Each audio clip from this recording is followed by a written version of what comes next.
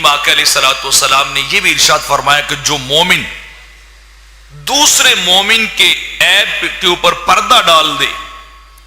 اس کے کسی گناہ اور غلطی کو چھپا لے،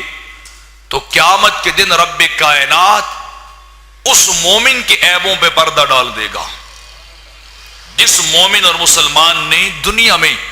اپنے بھائی کے عیبوں پہ پردہ ڈالا، اس کی کسی غلطی کو چھپا دیا،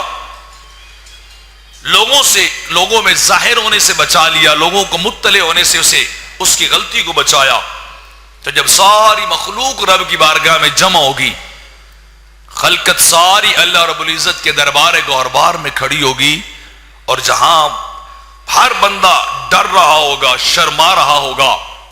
خوف زدہ ہوگا کہ کہیں میرے عیب نہ کھول دیے جائیں،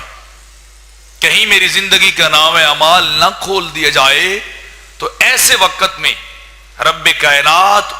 اس دنیا کے اندر جس نے عیبوں پہ پردہ ڈالا تھا نا، اپنے بھائی کے عیبوں پہ، رب کائنات اس مومن کے عیبوں پہ پردہ ڈال دے گا قیامت کے دن خالق ذوالجلال۔ تو فرمایا